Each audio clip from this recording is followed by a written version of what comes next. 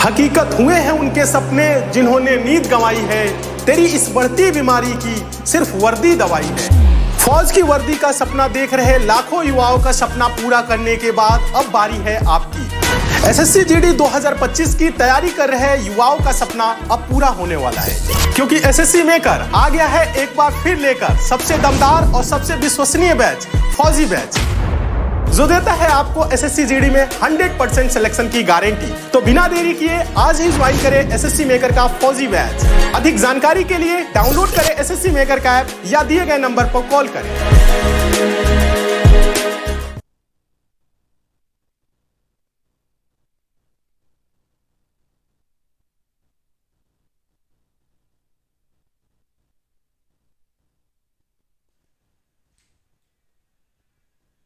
बस last recording रहेगी।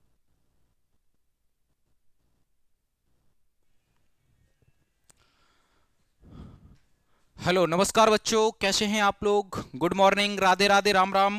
एक बार जल्दी से आप लोग आ जाइए, सभी बच्चे जल्दी से आ जाइए। फिर हम लोग क्या करते हैं, क्लास को स्टार्ट करते हैं और सारी चीज़ों को समझते हुए क्या करेंगे, आगे बढ़ जाएंगे। आवाज़ वगैरह परफेक्ट आ रही है, कोई इशू तो नहीं आ रहा? एक बार आप लोग क्या करेंगे, हमें बता देंगे, ठीक है भाई?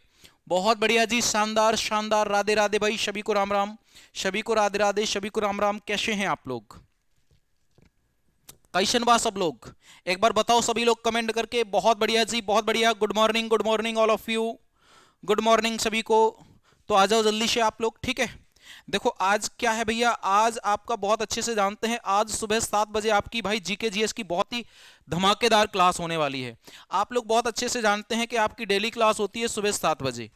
आप लोग बहुत अच्छे से जानते हैं कि आपकी डेली क्लास होती है सुबह 7 बजे। आज भी 7 बजे बिल्कुल टाइम से क्लास क्या हो गई है, स्टार्ट हो गई है, ठीक है भाई? और डेली चलती है, ठीक है?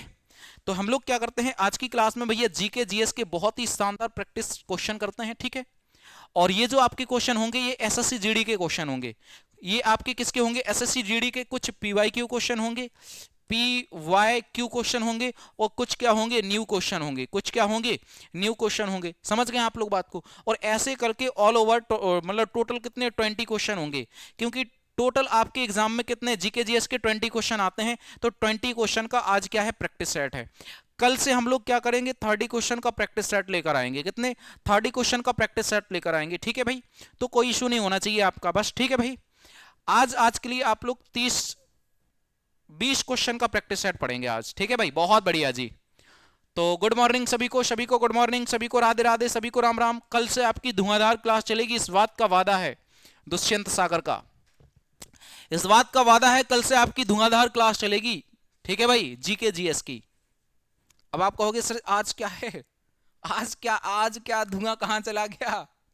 तो आज मतलब आज केवल हम लोग 20 क्वेश्चन पढ़ेंगे ना, कल से 33 क्वेश्चन पढ़ लेंगे, है भाई? चलो जी, आ जाओ आप लोग सभी बच्चे, ठीक है भाई? तो हम लोग क्या करते हैं, क्लास को स्टार्ट करते हैं। देखो आप लोग बहुत अच्छे से जानते हैं एसएससी जीडी के ये प्रैक्टिस सेट चल रहे हैं, जिसमें सुबह 7 बजे मेरी क्लास होती है जीके जीएस की, सुबह 8 बजे गुलशन सर की क्लास होती है मैथ्स की, रात में 8 बजे रीजनिंग की क्लास होती है अजय सर की, और रात में 10 बजे भैया हिंदी की क्लास होती है अजय सर की। तो ये 4 क्लासें चल रही हैं, चारों क्लासें अपने आप में क्या है, बेमिसाल हैं। आप लोग इन क्लासेस को डेली पढ़ सकते हैं, ठीक है? इसके अलावा एसएससी जीडी के लिए हमारा बहुत अच्छा बैच चल रहा है, फौजी 2.0 बैच। इसको आप लोग क्या कर सकते हैं, ज्वाइन कर सकते हैं। टोटल फीस है 499, बट इस 499 मतलब इस फीस पर भी आपको क्या मिल जाएगा, 20% का एक्स्ट्रा डिस्काउंट मिल जाएगा। ये डिस्काउंट कैसे मिलेगा आपको? आपको डिस्काउंट मिलेगा GD20 कोड यूज करने पर, ठीक है भाई? बहुत अच्छा कोर्स है, आप लोग अपने साथियों को भी लेकर दे सकते हैं ताकि वो भी पढ़ सकें। और इसके अलावा एसएससी जीडी के लिए 4 किताबें लॉन्च कर दी गई हैं, 4 किताबों का कॉम्बो है, ये आपको मिल जाएगा मात्र 539 रुपए में, ठीक है? यदि आप लोग एक किताब लेना चाहते हैं तो वो आपको 150 रुपए की मिल जाएगी। कितने की? 150 रुपए की मिल जाएगी, जिसमें आपकी जीके जीएस की बुक होगी, मैथ्स की बुक होगी, हिंदी की बुक होगी और रीजनिंग की बुक होगी, ठीक है भाई? चारों किताबें बहुत अच्छी हैं, ए क्वालिटी का कंटेंट है। यदि आप लोग इनको बुक करना चाहते हैं तो कहां से बुक करेंगे? एसएससी मेकर एप्लीकेशन से, बुक एस्केप से और अमेजोन से। और कहां से? अमेजोन से आप लोग बुक कर सकते हैं। आगे बढ़ते हैं हम लोग अब, ठीक है? तो आज की क्लास बहुत ही बेमिसाल होने वाली है। आप लोग सभी बच्चे क्या कर दो, आप लोग सभी बच्चे क्लास को लाइक और शेयर करो एक बार, है ना?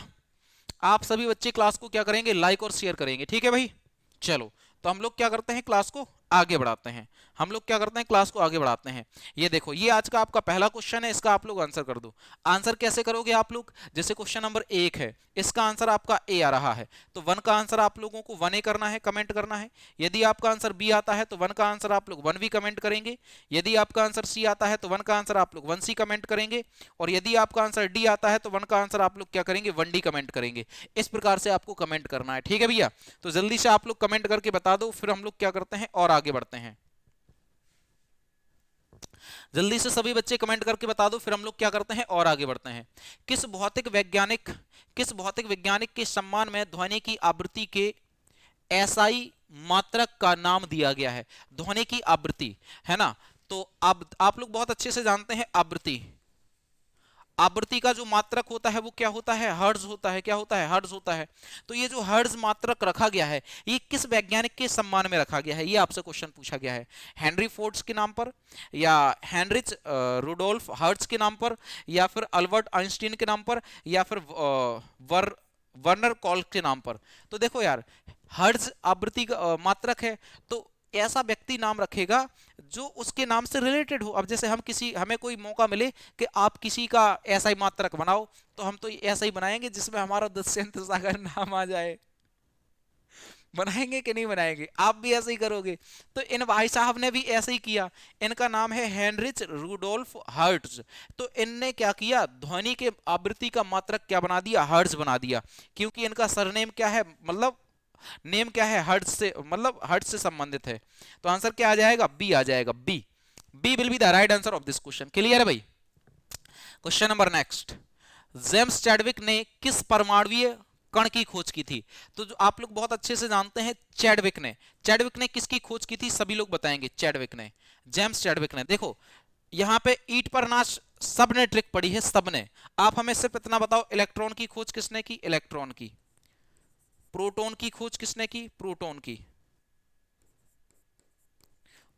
खोज किसने की। और न्यूट्रॉन की खोज किसने की, न्यूट्रॉन की खोज किसने की। तो इलेक्ट्रॉन की खोज हुई 1897 में, ठीक है। किसने की, जे थॉमसन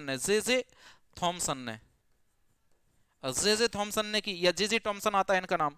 प्रोटॉन की खोज किसने की, 1886 में। किसने की, गोल्डस्टीन ने की। किसकी खोज की भैया, प्रोटॉन की खोज की। और इसका नामकरण कब हुआ, 1919 में नामकरण हुआ। किसने किया, रदरफोर्ड ने किया। रदरफोर्ड ने क्या किया, इसका नामकरण किया, ठीक है। न्यूट्रॉन की खोज कब हुई, 1932 में हुई। किसने की, जेम्स चैडविक ने की। किसने की, जेम्स चैडविक ने की। ये बहुत इंपोर्टेंट पॉइंट है, ये बहुत इंपोर्टेंट पॉइंट है। Electron, proton, neutron, neutron, proton और इलेक्ट्रॉन, इन तीनों से मिलकर क्या बनता है, इन तीनों से मिलकर परमाणु बनता है। इन तीनों से मिलकर परमाणु बनता है, और परमाणु से मिलकर क्या बनता है, अणु बनता है। और अणु से मिलकर क्या बनता है, यौगिक बनता है। क्या बनता है, यौगिक बनता है। समझ गए आप लोग बात को।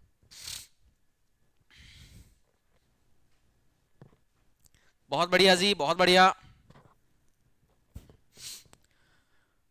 तो इन पॉइंटों को आप लोग क्या करो, नोट करो भाई। इन पॉइंटों को आप लोग क्या करो, नोट करो। आगे बढ़ते हैं हम लोग, ठीक है। तो चैडविक ने किसकी खोज की थी, न्यूट्रॉन की खोज की थी। ये देखो यहां लिखा है न्यूट्रॉन, तो न्यूट्रॉन आ जाएगा, ए आंसर आ जाएगा। क्या आ जाएगा, ए आंसर आ जाएगा। क्लियर है, ये बात आपको समझ में आ गई। ए आंसर आप लोग बिल्कुल परफेक्ट लगा देंगे, ठीक है।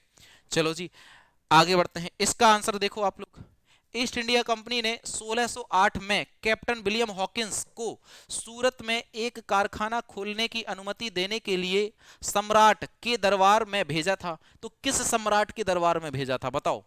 कैप्टन विलियम हॉकिंस को कब, 1608 में। तो हुमायूं, आप लोग जानते हैं हुमायूं कब से कब तक राजा रहा। हुमायूं भैया मुगल वंश का 2 बार राजा बना। पहली बार ये 1530 में राजा बना, 1530 से 1540 तक राजा रहा। उसके बाद दूसरी बार ये 1556 में राजा बना, 1556 से 1556 में ही इसकी क्या हो गई थी, मृत्यु हो गई थी, ठीक है।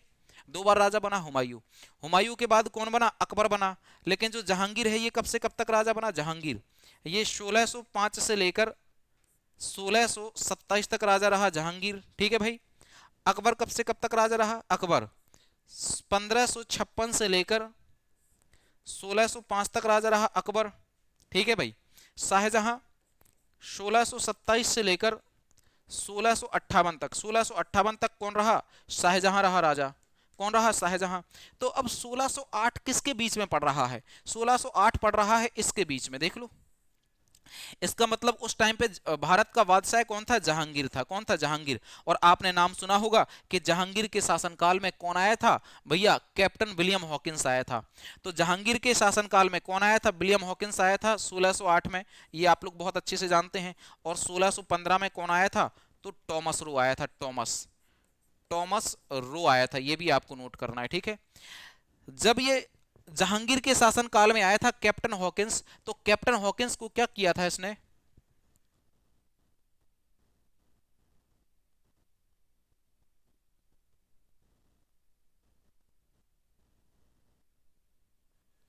चलो जी, बहुत बढ़िया जी, बहुत बढ़िया।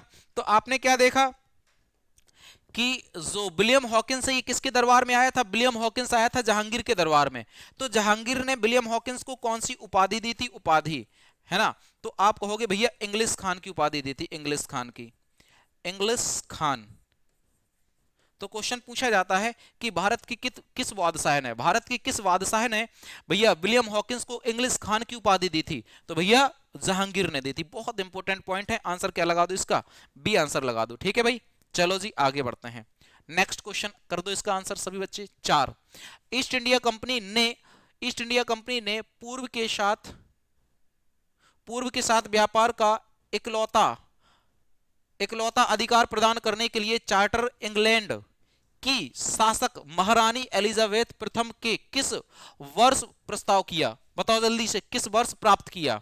ये आपको बताना है। 1600 ईस्वी में प्राप्त किया, या 1800 ईस्वी में, या 1401 में, या 1500 ईस्वी में? तो आप स्वयं कहेंगे भैया आप ही ने बताया है कि 31 दिसंबर 1600 ईस्वी में ईस्ट इंडिया कंपनी की स्थापना हुई थी। तो ये जो चार्टर प्राप्त हुआ था ये 1600 ईस्वी में प्राप्त हुआ था। कब? 1600 ईस्वी में प्राप्त हुआ था। आंसर क्या आ जाएगा आपका? आंसर आ जाएगा A will be the right answer of this question. क्या आ जाएगा? A will be the right answer of this question. बिल्कुल सही है, जिसका आंसर ए आ रहा है। क्वेश्चन नंबर 5 का आंसर कर दो। बॉन्डीवॉश के युद्ध में इंग्लिश सेना ने को हराया था। वॉन्डीवॉश के युद्ध में अंग्रेजी सेना ने किसको हराया था? तो जो वॉन्डीवॉश की जो लड़ाई हुई थी वो कब हुई थी? 1760 में हुई थी। ये किस किस के बीच होती है? अंग्रेजी सेना और किसके? फ्रांसीसियों के बीच होती है। किसके? फ्रांसीसियों के बीच होती है। तो आंसर क्या आ जाएगा? डी आ जाएगा। वॉन्डीवॉश की जो लड़ाई होती है वो कब होती है? 1760 में होती है। और इसमें अंग्रेजी सेना और फ्रांसीसियों के बीच लड़ाई होती है, जिसमें बुरी तरह से हार होती है फ्रांसीसियों की। जिसमें बुरी तरह से हार किसकी होती है? फ्रांसीसियों की हार होती है, ठीक है भाई। ये देखो कितना बढ़िया क्वेश्चन पूछा गया है। पहला कर्नाटक युद्ध के बीच लड़ा गया था। यानी जो पहला कर्नाटक युद्ध है ये किस किस के बीच लड़ा गया था ये आपको बताना है। फ्रांसीसी और पुर्तगालियों के बीच नहीं, पुर्तगाली तो थे ही नहीं, पुर्तगाली डच नहीं, तो अंग्रेज और फ्रांसीसियों के बीच लड़ा गया था। पहला कर्नाटक जो युद्ध है ये आपका किस किस के बीच लड़ा गया था?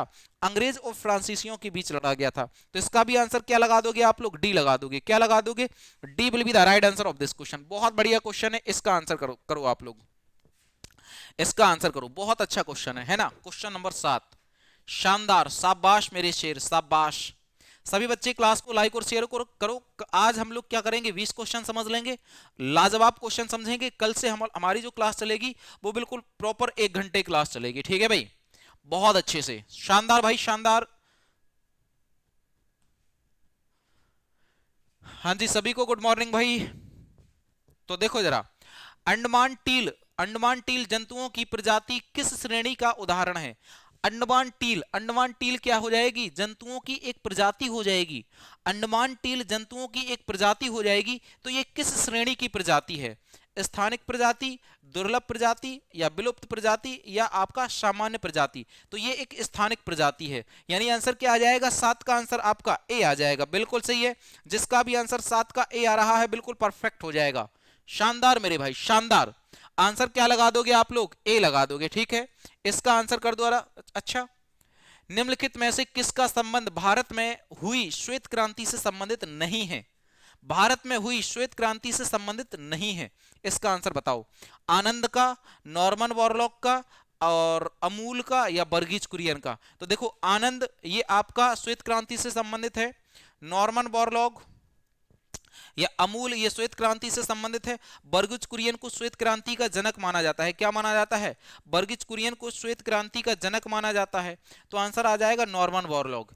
इनको क्या कहा जाता है? इनको हरित क्रांति का जनक कहा जाता है। इनको क्या कहा जाता है? विश्व में हरित क्रांति का जनक कहा जाता है। हरित क्रांति का जनक कहा जाता है। ये आपको क्या करना है? नोट करना है। क्रांति का जनक कहा जाता है।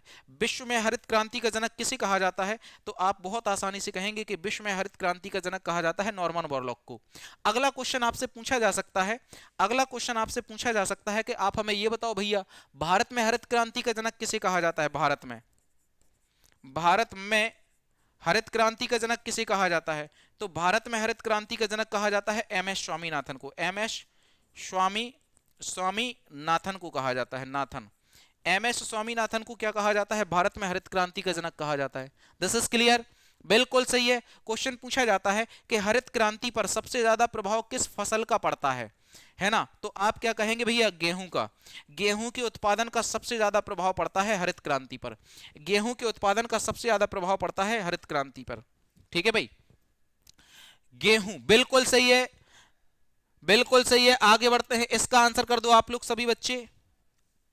क्वेश्चन नंबर 9, उस रासायनिक वैज्ञानिक का नाम बताइए जिसने यह सिद्ध किया था कि किसी तत्व का परमाणु क्रमांक उसके परमाणु द्रव्यमान की तुलना में अधिक मौलिक गुण है, जिसके कारण मेंडलीफ का आवर्त सारणी में संशोधन किया गया था। क्या किया गया था? मेंडलीफ की आवर्त सारणी में संशोधन किया गया था। ठीक है भाई, तो ये संशोधन किया गया था। ये कब किया गया था? 1913 में संशोधन किया गया था।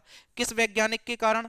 वैज्ञानिक न्यूलैंड के कारण, या फिर आपका दमित्री मेंडलीफ के कारण, या डावे राइनर के कारण, या फिर हेनरी मोजले के कारण? तो हेनरी मोजले के कारण। मोजले, आंसर क्या आ जाएगा? मोजले। और मोजले ने क्या दिया था? आवर्त सारणी में परमाणु क्रमांक दिए थे। परमाणु क्या दिए थे? परमाणु क्रमांक दिए थे, क्रमांक। तो ये भी आपको क्या करना है मेरे भाई? नोट करना। आंसर आपका डी आ जाएगा। क्या आएगा? डी आ जाएगा। इसका आंसर कर दो जरा आप लोग। क्वेश्चन लाजवाब है, लेकिन है भाई, मजा आ रहा क्वेश्चन करने में। क्वेश्चन लाजवाब है मेरे भाई।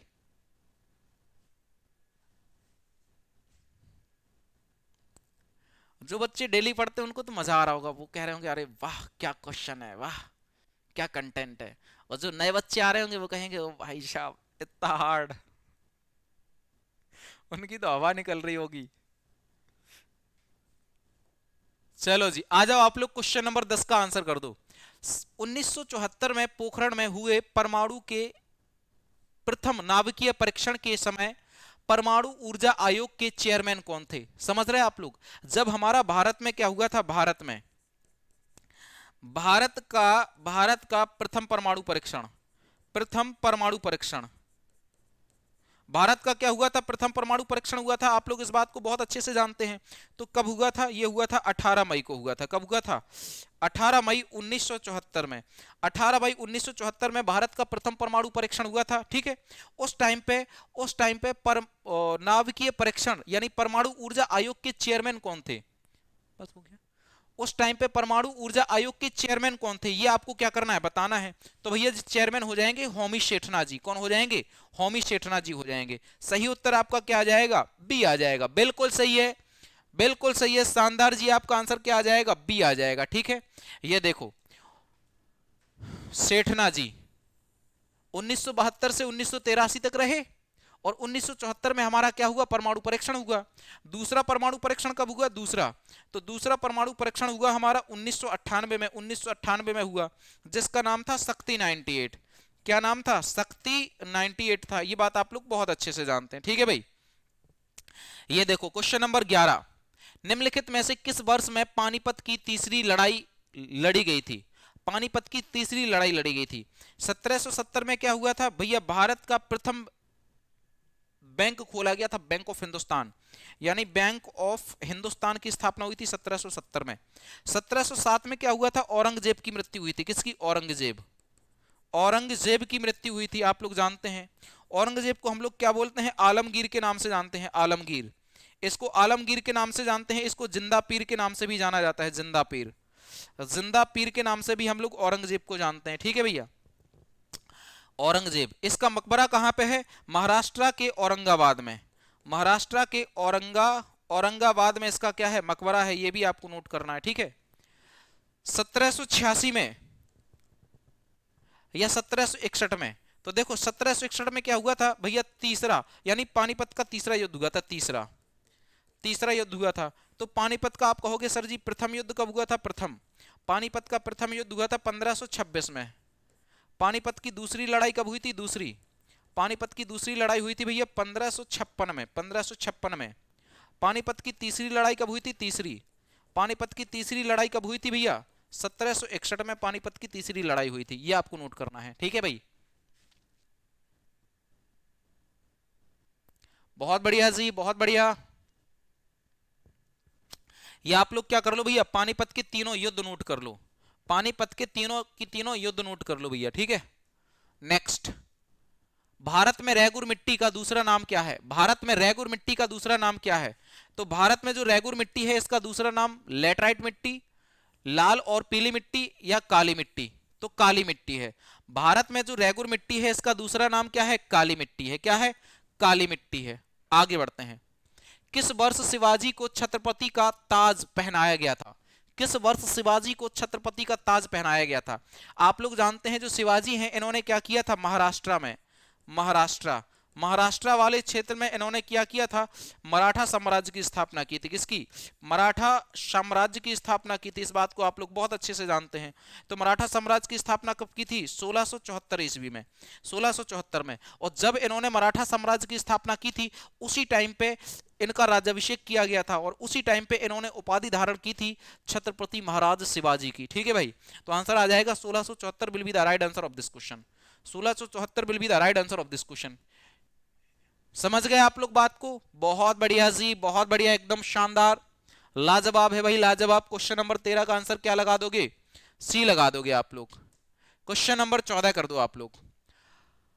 हड़प्पा सभ्यता का कौन सा शहर विशिष्ट रूप से मनके बनाना, सीप काटना, धातु की वस्तुएं बनाना, मोहर बनाना और तराजू का निर्माण करना आदि कार्यों सहित शिल्प उत्पादन के लिए क्या था? समर्पित था। यानी ये किसका? हड़प्पा सभ्यता का, यानी सिंधु घाटी सभ्यता का ये एक शहर हो जाएगा, ठीक है। तो आप लोग बताओ सिंधु घाटी सभ्यता जो थी वह किस नदी के किनारे थी? तो सिंधु नदी के किनारे थी। किसकी? सिंधु नदी के किनारे थी। इस बात को आप लोग जानते हैं। और सिंधु के आसपास जो भी सहायक नदियां हैं उनके किनारे सिंधु घाटी सभ्यता का पूरा क्षेत्र फैला हुआ था, ठीक है भाई। सिंधु घाटी सभ्यता का जो सबसे प्रसिद्ध क्षेत्र था वो क्या था? मोहनजोदड़ो था। और मोहनजोदड़ो को हम लोग क्या बोला करते थे भैया? मृतकों का टीला कहा जाता था। मृतकों का टीला कहा जाता था। टीला कहा जाता था। इसी को अमीरों की बस्ती कहा जाता था। अमीरों की बस्ती कहा जाता था। अमीरों की बस्ती कहा जाता था। इसी को पूर्वी टीला के नाम से जाना जाता था। पूर्वी टीला के नाम से जाना जाता था। ये भी आपको क्या करना है? नोट करना है, ठीक है भाई। मोहनजोदड़ो की खोज कब हुई थी? तो 1922 में हुई थी। 1922 में किसने की थी? राखल दास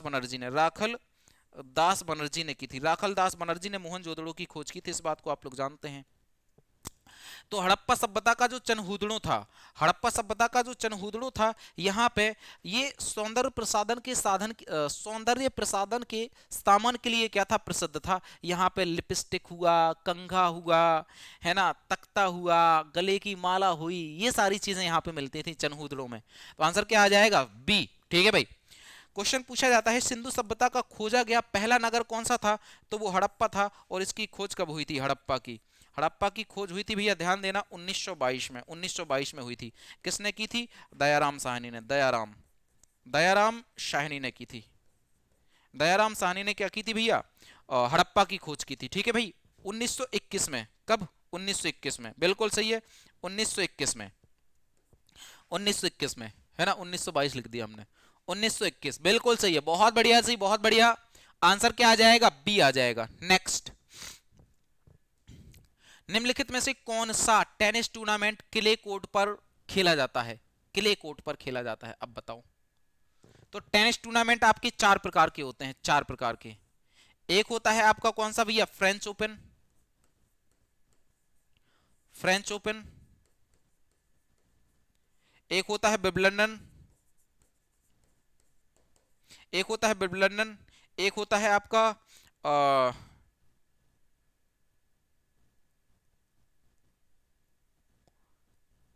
फ्रेंच हो गया, एक होता है आपका ऑस्ट्रेलियन ओपन, हाँ ऑस्ट्रेलियन ओपन,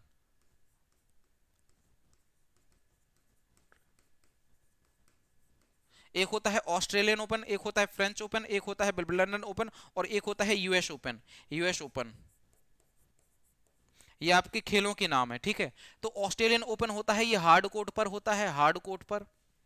विंबलडन ओपन घास के मैदान पर होता है, घास के मैदान पर। यूएस ओपन ये भी आपका हार्ड कोर्ट पर होता है, हार्ड कोर्ट पर खेला जाता है।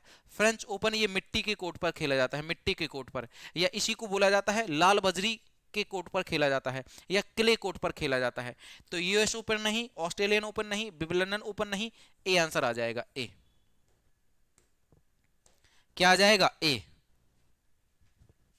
ठीक है भाई, बिल्कुल सही, ए आंसर आपका बिल्कुल परफेक्ट आंसर आ जाएगा। अब देखो जरा, आप लोग इधर आ जाओ। क्वेश्चन पूछा जाएगा कि कौन सा खेल कब खेला जाता है। ऑस्ट्रेलियन ओपन को खेला जाता है मध्य जनवरी में, फ्रेंच ओपन को खेला जाता है मई और जून के मध्य, विंबलडन ओपन को खेला जाता है जून और जुलाई में, यूएस ओपन को खेला जाता है अगस्त और सितंबर के मध्य। ठीक है, यहाँ पे सबके कोर्ट दिए गए हैं कि कौन सा गेम किस कोर्ट पर खेला जाता है, किस कोर्ट पर खेला जाता है। आगे बढ़ते हैं, इसका आंसर कर दो आप लोग। कर्तन एवं दहन कृषि प्रणाली को भारत के किस राज्य में बेबर के रूप में जाना जाता है? किस रूप में जाना जाता है? बेबर के रूप में जाना जाता है। तो बेबर के रूप में किस किस में जाना जाता है? मध्य प्रदेश में जाना जाता है, मध्य प्रदेश। और मध्य प्रदेश को हम लोग सोया प्रदेश के नाम से जानते हैं, सोया प्रदेश के नाम से जानते हैं, आप लोग बहुत अच्छे से जानते हैं। ठीक है भाई, तो Madhya Pradesh will be the right answer of this question, है ना। बहुत बढ़िया, बहुत मस्त मस्त क्वेश्चन लाए हैं आज आज आपके लिए, बहुत बढ़िया, मजा आ जाएगा आपको। क्लास को लाइक और शेयर करते चलो आप लोग बस।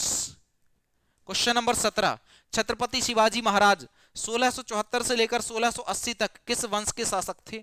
छत्रपति शिवाजी महाराज ने क्या किया था? मराठा वंश की स्थापना की थी, अभी तो हमने आपको बताया है, मराठा साम्राज्य की स्थापना की थी। नंद वंश की स्थापना की थी महापदम नंद ने, महापदम नंद ने की थी, आप लोग बहुत अच्छे से जानते हैं।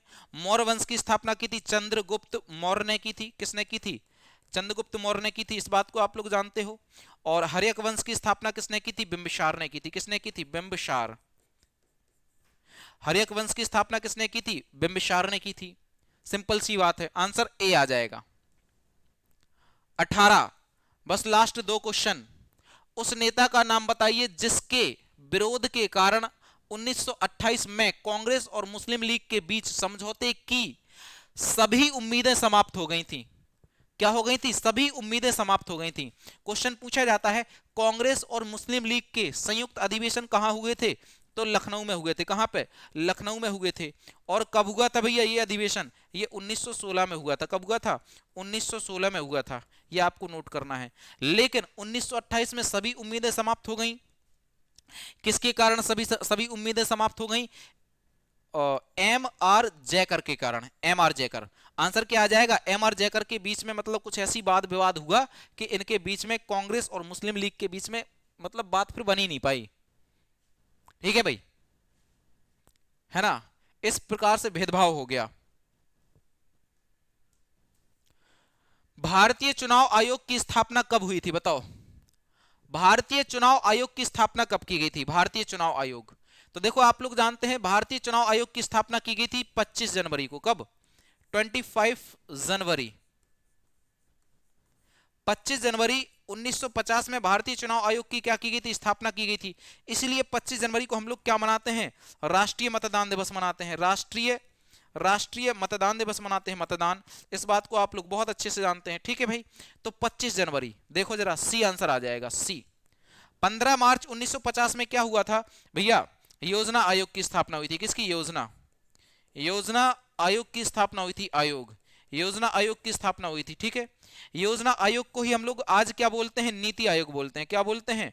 नीति आयोग बोलते हैं, नीति आयोग बोलते हैं। समझ गए बात को? आंसर क्या लगा दोगे? 25 जनवरी 1950।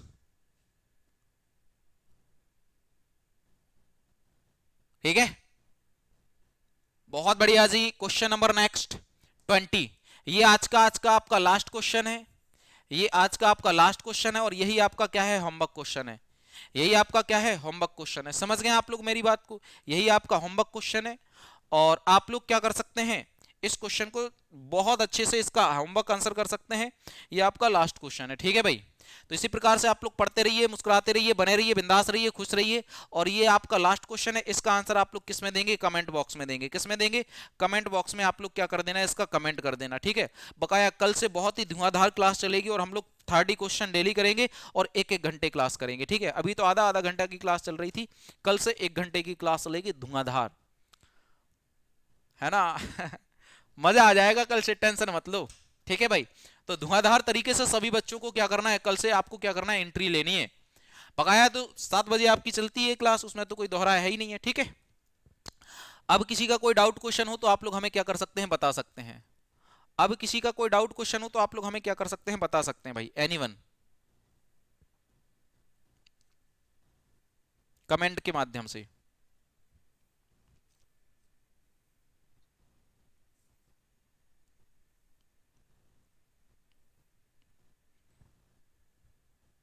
ठीक है भाई। तो ये इसका जो पीडीएफ है ये आपको मिल जाएगा कहाँ पे, एसएससी मेकर एप्लीकेशन पे। बकाया कल मिलेंगे सेम जगह सेम टाइम पर।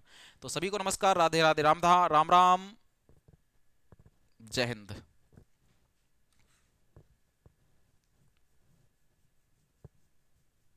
बालों के बारे में नो कमेंट।